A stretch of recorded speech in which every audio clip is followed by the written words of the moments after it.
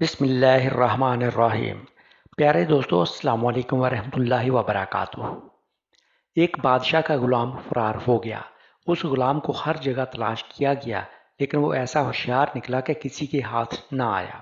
اس دور میں غلام کا یوں مالک کے گھر سے فرار ہونا ایک سنگین جرم تصور کیا جاتا تھا۔ مفرور غلام جب بھی گرفتار ہوتا اسے قتل کر دیا جاتا تھا۔ بادشاہ کا یہ غلام بھی ایک عرصہ تک روح پوش رہا اور اسے کوئی ایسا ٹھکانہ نہ ملا جہاں وہ اپنی زندگی آرام سے گزار سکتا۔ اس پر ہر وقت یہی خوف طاری رہتا کہ بادشاہ کے سپاہی آئیں گے اور اسے پکڑ کر لے جائیں گے۔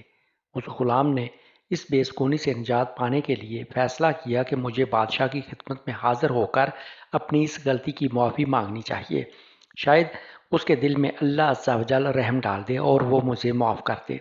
وہ غلام اس سوچ کے ساتھ بادشاہ کی خدمت میں حاضر ہوا اور نہایت عاجزی کے ساتھ اپنی اس گستاخی کی معافی مانگی۔ بادشاہ کو چونکہ اس غلام سے نفرت ہو چکی تھی، اس لیے اس نے اسے دیکھتے ہی حکم جاری کیا کہ اس کو قتل کر دیا جائے۔ جلاد نے اس غلام کو پکڑا اور قتل گاہ کی جانب لے کر چلا۔ اس غلام کی آنکھوں کے آگے قتل کا حکم سن کر اندھیرا چھا چکا تھا۔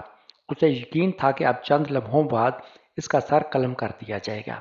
اس غلام نے اپنے حواس کو قابو میں کیا اور بارگاہ الہی میں یوں دعا کی کہ اے اللہ، تو جانتا ہے کہ مجھے بے گناہ قتل کیا جا رہا ہے اور بادشاہ کو اس کے گناہ کی سزا نہ دینا۔ میں اسے اپنا خون معاف کرتا ہوں کہ میں نے ایک عرصہ تک اس کا نمک کھایا ہے۔ جلاد اور بادشاہ کے مصاحبوں کے لیے یہ عجیب بات تھی، کیونکہ انہوں نے دیکھا تھا کہ جسے موت کی سزا دی جاتی تھی وہ بادشاہ کو برا بھلا کہتا تھا اور خوب گالیاں سناتا تھا۔ بادشاہ کے کانوں میں جب اس غلام کی فریاد پہنچی تو وہ اس کی اس وفاداری سے خوش ہوا اور اس کے قتل کا حکم واپس لیتے ہوئے اسے آزاد کرنے کا حکم جاری کیا۔ پھر بادشاہ نے اس غلام کو اپنے مصاحبوں میں شامل کر لیا اور خوب انعام و کرام سے نوازا۔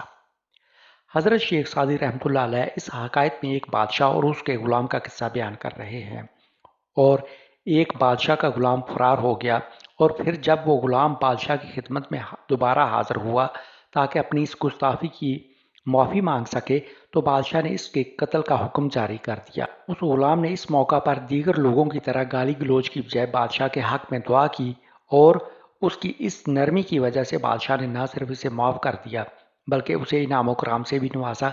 بس جو شخص بھی اپنے اندر نرمی اور شیریں زبان پیدا کرے گا وہ یقیناً بارگاہ الہی میں انعام و کرام کا حقدار ہوگا۔ اور حضور نبی کریم صلی اللہ علیہ وآلہ وسلم کا فرمان ہے کہ تم میں بہترین انسان وہ ہے جس کا اخلاق سب سے اچھا ہے۔